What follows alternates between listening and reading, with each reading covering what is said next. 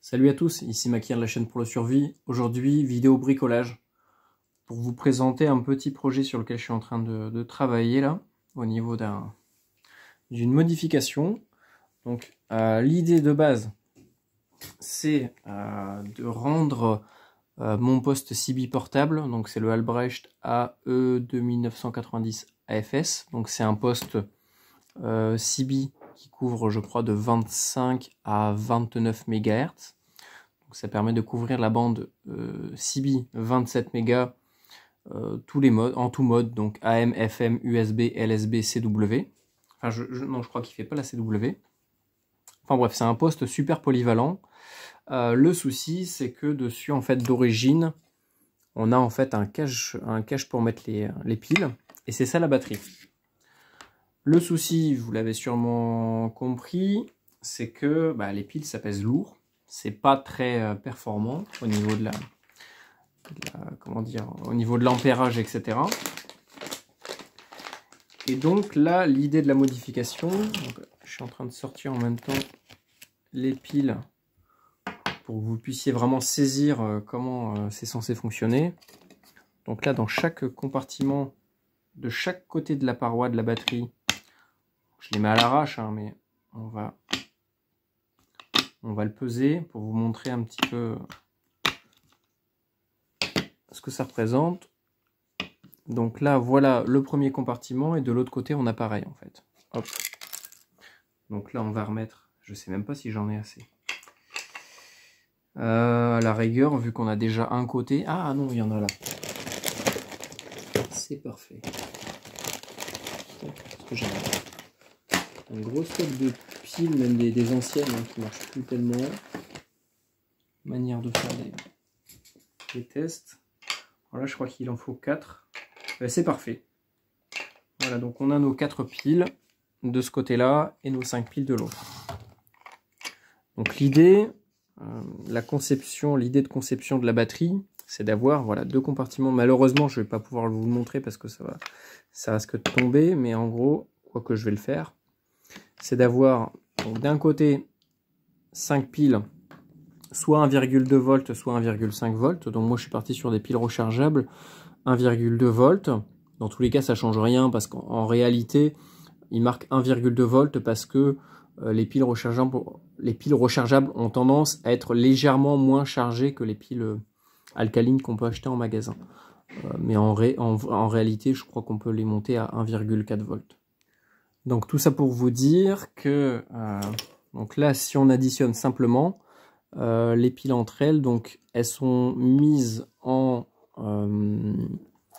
alors pas en parallèle mais en série, donc c'est-à-dire on va mettre, donc là il y a le moins, le plus, donc le plus de la pile, donc là c'est pas les mêmes piles hein, mais c'est le même principe, hein, c'est une batterie, ça change absolument rien. Donc là le plus de celle-là en fait on va le mettre sur le moins de celle-là, ce qui va permettre d'additionner le voltage. Par contre l'ampérage ne changera pas, donc là vu que c'est du 3,7, on va compter 4 volts, donc là les deux ensemble ça fait 8 volts. Avec les piles, c'est exactement pareil. Si on prend des piles 1,2 volts ou 1,5 volts, c'est la même chose, et qu'on les met en série, on va compter grossièrement 3 volts. Donc c'est-à-dire que là, on a 3 volts, 6 volts, ok.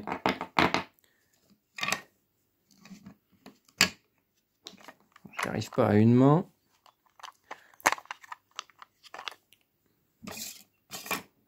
9 volts, 12 volts, 13 volts. On rajoute ouais, c'est à peu près ça. Donc là, en gros, on a une batterie. Donc toutes ces piles-là, donc je crois qu'il y en a 9 ensemble, ça nous permet d'avoir 13 volts. Donc par contre, l'ampérage, ça sera l'ampérage des petites piles. Donc c'est-à-dire, là c'est pour le rechargement, je crois que c'est en moyenne, ce que j'avais mis dedans, c'était que celle-là, c'était du 2000 mAh, donc c'est-à-dire 2 ampères heure, donc c'est-à-dire qu'on peut tirer 2 ampères pendant 1 heure en continu avant que la batterie soit à plat, ou alors 1 ampère pendant 2 heures, ou 0,5 ampères pendant 4 heures. Donc c'est pas extraordinaire. Bon, voilà, pour du portable, vu ce que ça consomme, donc la puissance c'est 1 watt et 4 watts. Donc je crois qu'à 1 watt, ça doit consommer un petit peu moins d'1 ampère. Il faudrait faire le calcul, je le referai. Mais concrètement, sans faire le calcul, en autonomie, si vraiment on transmet régulièrement, on a une après-midi. Une après-midi de transmission avec 9 piles qui pèsent quand même son poids. Donc là, je vais vous peser le truc, même s'il manque les languettes, bien sûr, qui font contact. On va quand même mettre des piles dedans pour qu'on puisse voir grossièrement combien ça pèse, le machin. Parce que déjà, la radio en elle-même pèse super lourd. Moi, j'avais rajouté une grande antenne, plus un fil de masse, donc ça pesait encore plus lourd. Voilà. Donc le deuxième compartiment avec 3 piles, parce que en fait, il n'y en a pas 4. Enfin, il n'y en a pas 5, pardon. Avec les 4 piles, il n'y en a pas 5, parce que là, il y avait le circuit de rechargement que j'ai enlevé. Et à la place, je vais en mettre un autre. Et donc, hop, si on le ferme, comme ça, en le mettant face à face, tac. Tac, voilà. Grossièrement, on avait, voilà, ça c'était la batterie. Alors maintenant, on va la peser. Parce qu'hier, j'ai acheté une balance pour madame pour faire la cuisine. Donc je vais m'en servir pour le bricolage. Et on va peser le poids de la batterie. Je l'allume, je ne sais même plus comment ça s'allume cette merde.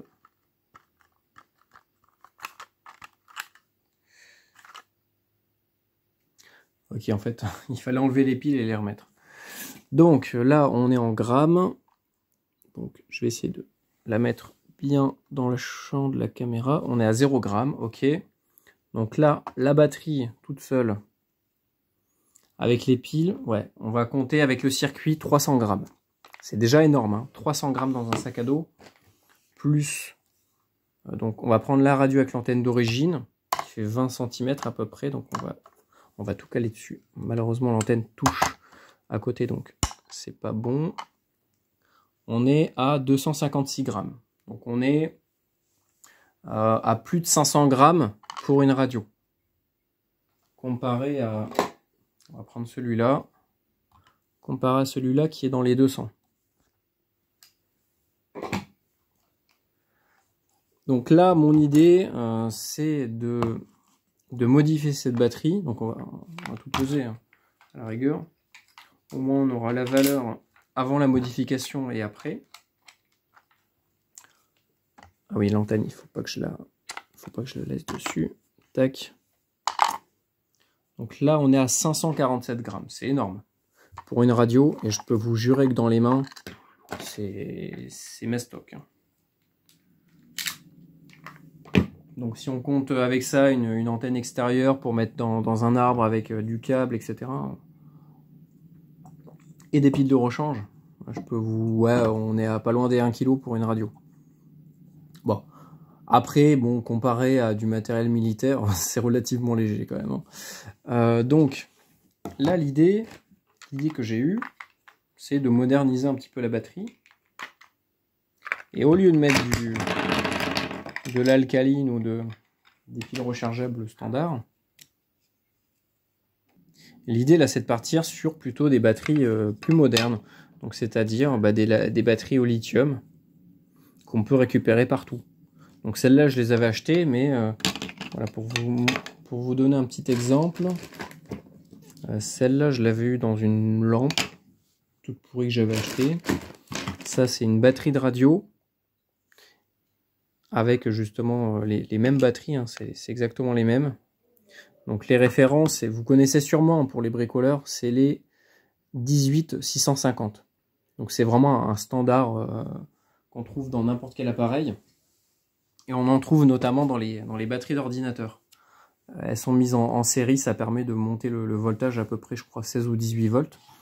Et la plupart du temps, ce qui est vraiment bien à savoir, et c'est l'idée du projet, c'est que en fait, dès que la batterie, enfin les batteries d'ordinateur, la plupart du temps, tombent à plat, ne fonctionnent plus, sont HS et sont jetées, parce qu'une seule cellule, dans toute la série des batteries, enfin, on va dire, on appelle ça une cellule, hein.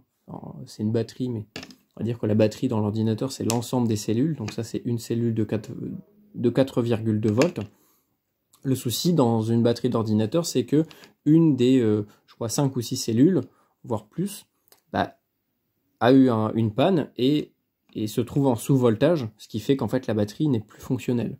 Donc en gros, ça veut dire que bah, sur 8 batteries, sur 8 cellules, pardon, peut-être qu'il n'y en a qu'une seule ou deux qui sont défectueuses, les autres fonctionnent parfaitement bien. Et les gens jettent leur batterie en pensant que bah, le tout est mort en fait, alors que pas du tout. Donc là, voilà pourquoi est-ce que je suis parti sur ce standard-là.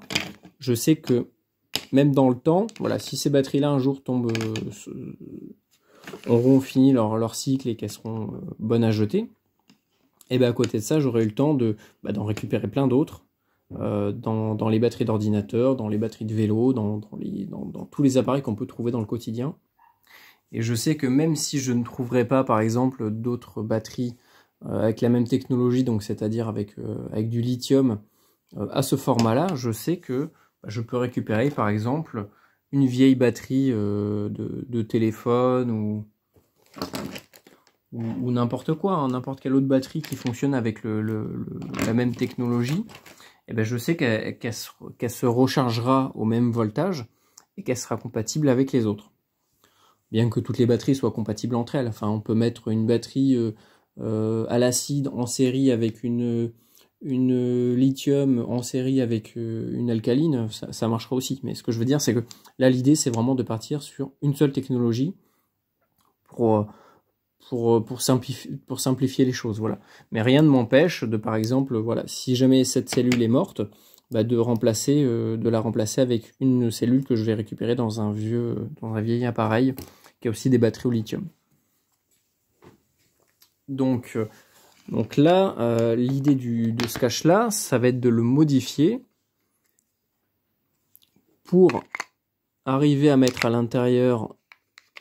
Donc c'est juste, hein, et c'est justement d'où la problématique et l'enjeu de ce projet-là, c'est que vous voyez que c'est limite à quelques millimètres près, en fait, ça ne rentre pas.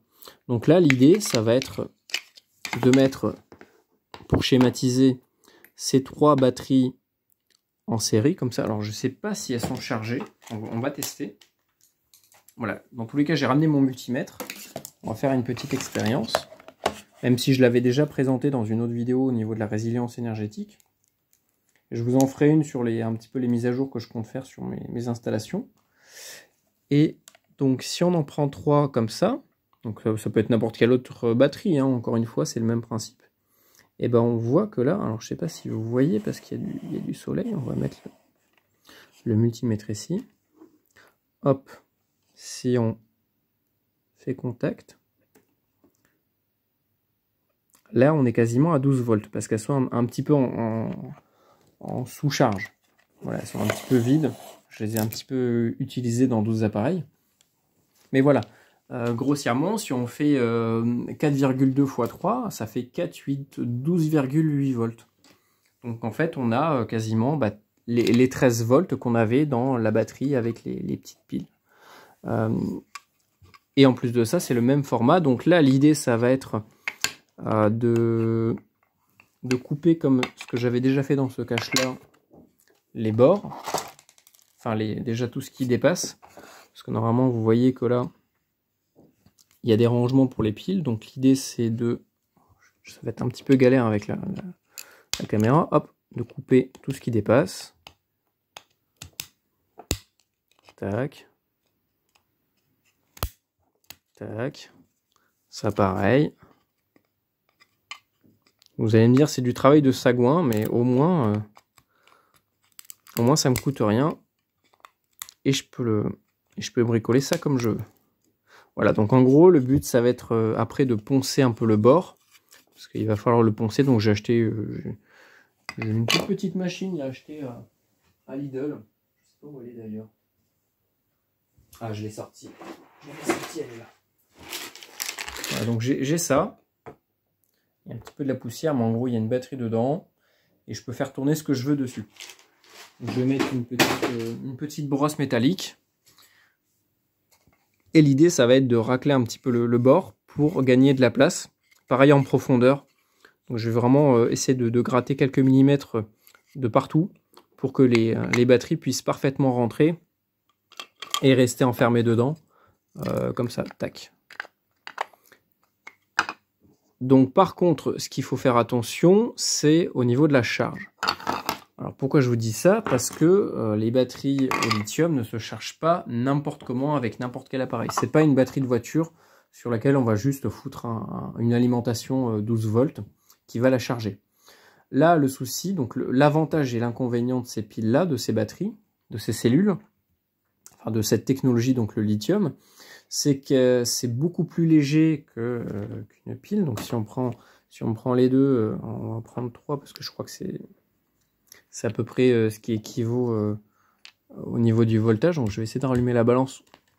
Alors après, l'ampérage change. À mon avis, si on prend du lithium 2000 mAh, qu'on en prend 3 et qu'on le compare avec 2000 mAh avec des piles comme ça, je pense très franchement que le lithium gagne haut la main. C'est connu pour ça.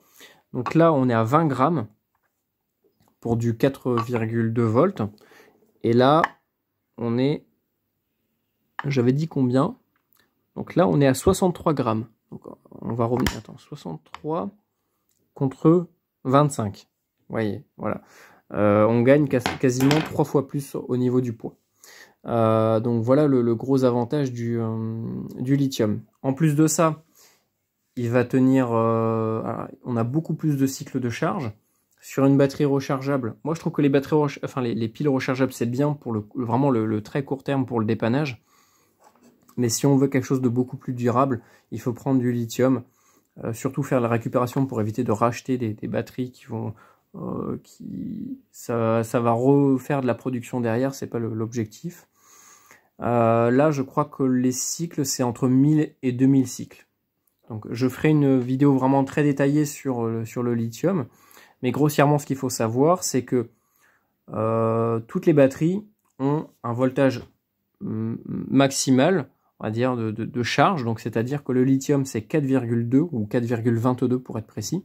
Donc, c'est-à-dire que au-delà de 4,22 volts, si on continue à la charger, la batterie, enfin la cellule peut s'endommager, voire même exploser. En dessous de, je crois que c'est 2,8 ou 3 volts, c'est de la sous-charge, et là on risque de flinguer sa batterie et de ne plus pouvoir la recharger entièrement. Donc en fait, l'idée, pour avoir un maximum de charge, de cycle de charge, donc un cycle, je le rappelle, c'est une décharge complète, donc c'est-à-dire 4,2, 3,8 ou 2,8, pardon, donc 4,2 jusqu'à 2,8 et 2,8 jusqu'à 4,2. Donc c'est-à-dire un cycle, c'est un déchargement complet et un chargement complet. Donc c'est-à-dire que si on décharge par exemple au 1/4 la cellule et qu'on la recharge au 1/4, bah en fait, donc 1/4 plus 1/4, ça donne quoi au niveau d'un cycle complet? Donc ça donne 1/4 de cycle, à peu près. Ouais, c'est ça. 1/4 de cycle, puisque un cycle entier, c'est une décharge et une recharge complète. Donc 1/4 plus 1/4, ça donne 1/4, puisqu'en réalité, là, il faut le séparer en 8. Enfin bref, je pars dans des calculs, mais voilà, grossièrement, l'idée pour augmenter le plus possible votre durée de vie de la batterie, c'est de la charger le moins possible au maximum et de la décharger le moins possible au minimum. Donc c'est-à-dire toujours rester dans un palier, on va dire, le plus serré. Le souci, c'est que plus ça va être serré, moins la batterie va être utilisée. Donc c'est un mal pour un bien. Donc c'est-à-dire que votre batterie, donc la batterie, c'est toutes les cellules ensemble dans un boîtier avec un régulateur, etc. Donc ça veut dire que vous allez l'utiliser moins longtemps. Voilà, que vous allez l'utiliser moins longtemps et que vous allez la recharger moins longtemps. Et par contre, ça va vous permettre de gagner en durée de vie de votre batterie. Par contre, si vous la déchargez entièrement, que vous la rechargez entièrement à chaque fois, là, vous allez faire des cycles complets et vous allez la décharger beaucoup plus vite. Enfin, vous allez lui faire perdre ses points de vie, on va dire, ses cycles de vie beaucoup plus vite. Voilà pour le lithium. Donc, c'est très intéressant parce qu'on peut faire entre 1000 et 2000-3000 cycles selon les qualités de batterie au lithium contre une centaine de cycles sur une pile. Celle-là est beaucoup plus légère et beaucoup plus performante au niveau de l'ampérage. Celle-là est beaucoup plus lourde et beaucoup moins intéressante au niveau de l'ampérage. Et celle-là, on la trouve de moins en moins dans les appareils de tous les jours, alors que le lithium, c'est partout. Dans vos écouteurs sans fil, dans vos téléphones, dans vos cigarettes électroniques, dans vos radios, c'est que du lithium. Donc c'est-à-dire que, théoriquement, vous pouvez les utiliser pour d'autres applications. L'avantage, c'est que c'est un standard, 4,2 volts, une cellule, c'est toujours le même voltage. C'est-à-dire que vous pouvez prendre, par exemple, cette batterie-là, si vos deux cellules ne fonctionnent plus, vous les enlevez, et vous pouvez mettre à la place, par exemple, une cellule de cet appareil-là, avec une cellule d'une batterie de téléphone. Et au final, ça va vous donner exactement la même chose que ces deux cellules-là, mais juste l'ampérage sera moins important. Donc ça permet aussi de calculer les choses beaucoup plus facilement. On sait qu'une cellule, c'est toujours le même voltage, c'est toujours le même cycle, c'est toujours les mêmes appareils qui vont les charger. Donc à partir de là, on fait un peu ce qu'on veut. Donc là, mon idée, voilà, c'est de foutre 3 piles en série. Donc c'est-à-dire qu'il y en a une comme ça et une comme ça. Donc on va prendre le moins ici, par exemple. Donc ça va faire tac. Le plus sera connecté sur le moins de celle d'à côté. Le plus sera connecté sur le moins d'à côté, et là on récupère le plus. Donc on récupère le moins ici et le plus ici, et comme ça on arrive à avoir du 12 volts. Enfin du 12,8 ou du 13. Après on a juste à tirer un fil jusqu'aux deux plots d'alimentation, donc ils sont où? Donc là on a le plus, et l'autre le moins. Ah, je crois que j'ai paumé le moins. Ah merde. Ah bah il faudra que je retrouve. Bon, ça c'est pas grave, c'est juste une languette en ferraille. Et par contre, le souci, c'est que il va falloir charger avec un chargeur adapté pour du lithium. Bon, j'ai fermé un peu les rideaux parce que je voyais plus rien. Donc, trois choix s'offraient à moi. Donc, c'était soit bidouiller et récupérer plein de chargeurs différents pour du lithium, soit utiliser un adaptateur un chargeur qui est vraiment fait pour recharger plusieurs cellules en même temps. Donc je me suis plutôt tourné vers cette option-là. Ça, c'était un chargeur que j'avais acheté il y a plusieurs années pour mon drone. Au final, bon, il vole plus, donc je m'en sers plus. Je m'en suis même jamais servi. Mais donc ça, si on regarde bien ce circuit, on voit qu'on a... Donc il faut que je cherche. Donc là, je vois plus du tout où c'est. Normalement, il y a deux plots d'alimentation. Alors, je pense que ça doit être là. Je pense que ça doit être en haut, là. Alors, je vais vous montrer avec quelque chose d'autre. À mon avis, il faut l'alimenter à partir de là, avec ces deux plots-là. Il faudrait que je regarde sur le circuit. Et en gros, ici, donc on a la partie de régulation. Vous voyez qu'il y a plusieurs canaux différents, avec plusieurs transistors. Et donc là, en fait, on peut brancher jusqu'à 4 batteries. C'est-à-dire que le chargeur, en fait, son objectif, dès que vous voulez recharger du lithium et que les cellules sont mises les unes sur les autres, les unes en parallèle des autres, enfin dans tous les cas, si plusieurs cellules sont connectées ensemble, il faut forcément, obligatoirement, charger chaque cellule séparément les unes des autres. Donc c'est pour ça que là, on a batterie moins. Donc là, c'est le moins en fait de l'installation. Et là, on a le plus de la batterie 1, de la batterie 2, de la batterie 3, de la batterie 4. C'est-à-dire que au niveau du schéma, grossièrement, si on assemble là, c'est la batterie qu'on veut fabriquer et qu'on veut y brancher le chargeur, en fait, ce qu'on va faire, donc on va dire que là c'est la 1, là c'est la 2, là c'est la 3, logiquement. On va prendre le moins, on va le mettre sur déjà le moins de toutes les batteries, c'est-à-dire... non, je crois que je dis des conneries. Le moins, on va le mettre juste sur le moins de notre batterie. Donc la batterie, c'est l'ensemble des cellules. On va mettre le moins là, tac, et le plus de la 1, on va le connecter ici.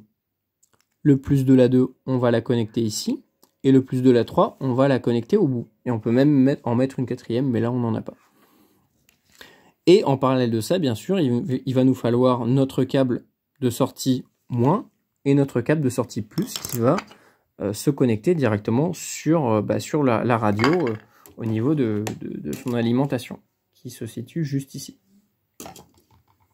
Voilà comment on fabrique et on recharge une batterie au lithium. Donc il faut vraiment voilà, séparer chaque cellule les unes des autres pour lors du rechargement. Si on balance tout connement du 4,2 volts de chaque côté, vous allez me dire bah ouais mais c'est 4,2 volts donc c'est bon, c'est censé prendre la charge. Dans tous les cas la cellule ne peut encaisser jusqu'à 4,2 volts. Et ben non, vu que chaque cellule est on va dire unique, dans le sens où elles sont constituées,